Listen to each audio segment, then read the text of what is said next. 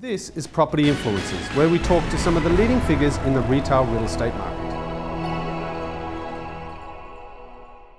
So thank you very much for agreeing to answer some of my questions. I wondered if we could start by you outlining for the very few people in the world who don't know Mango what you're about and why you're here at MIPIM Asia this year.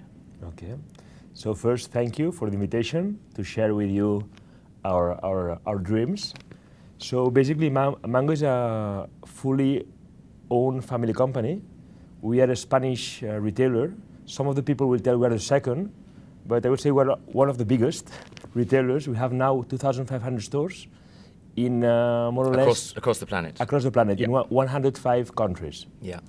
So basically, we arrived in China in 2002, and we are seeing that this market, Asia, is a booming market for retailers, and we want just to enjoy the party and really develop our brand and really be able to bring our fashion to the Asian customers.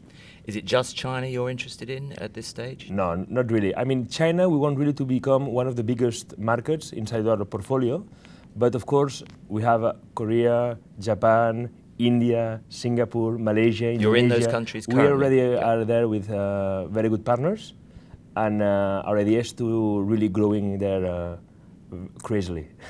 So have you got a goal in mind, a certain amount of stores across the region by a certain time? Yeah. Myself, I'm really focused on China, so I'm going to give you some figures. When I arrived here in March, we had 100 stores. Yep.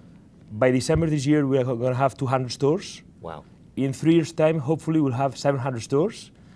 This depends on our team and our customers, but we are going to do that. So we are quite convinced because our competitors here, if we look at them, they have a big number of point of sales already, like Bessel Group or ETAM. Yeah. So we really think that the market is growing and we can really go to these figures. Do you foresee a time when you'll have more stores in this part of the world than in the old part of the world, as it were? Hopefully. Now it's difficult because out of these 2,500 stores, most of them are in Europe and also in US because we have this global agreement with JCPenney. But this is going to change for sure in the following 10 years. We're seeing the retail trends are telling us that Asia is going to be one of the big fields where retail players are going to really play hard. Is it purely demographics that makes China such an attractive proposition to retailers? Well, one is the demographics. Of course, China or India, no? We are talking one of the biggest countries in terms of population. Mm-hmm. Second thing is also about macroeconomics. Things are happening in China. If we look into the GDP growth, we can see that China still is growing comparing to other economies like US or Europe, which they are facing some troubles. We can see that China and other countries inside Asia Pacific, they're still keeping quite safe comparing to what is happening in other parts of the world. And is there any specific store style? Are you adapting your stores for this sort of market? Of course. We have to think globally, act locally. So basically what we are foreseeing in this market in Asia, department stores, like in countries in Japan, Korea, not India, but China, are very big, important real estate players. Yeah. So in order to really penetrate the market, you need to have flexible formats, flexible models of stores to really be able to go into these 3rd and 4th cities, because there are no shopping malls until now. This is going to come. Yeah. This is going to come now. Basically, the projections for the following 3 years in China is that they're going to build 1,500 new shopping malls in China. So these are huge, impressive. Sure.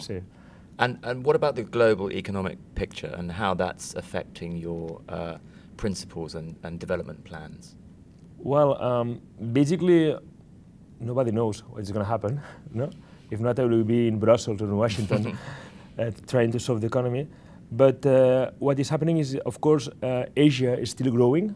So I think a lot of retailers that they need to grow to achieve some performance and to achieve some turnover, they are forced to come to Asia. So this means that it's going to be a lot of pressure of retailers coming to Asia to try to generate more profits and more turnover. The only big issue here is, are all of them prepared to come to China or to come to Asia? Do they have the right system? Because it's not the same Asia that in Europe. You have to adapt your logistics, you have to adapt your team, you have to adapt your culture, and this is not so easy. We've been 10 years now in the market, and now we are start learning how to do it. So this is something that we'll see what's gonna happen. What sense do you get when you're wandering the floor in the exhibition hall of optimism for the current market conditions? Well, basically, comparing to last year, you can see that it's doubling the size every year. So, and this is I think it's gonna keep the same trend, because as I told you, there is so many developers and people willing to understand this market that these kind of fairs are really necessary to really have a global overview of Asia, which I think is one of the only fairs now that we can have this picture. Sure. Okay, thanks very much. You're welcome, thank you.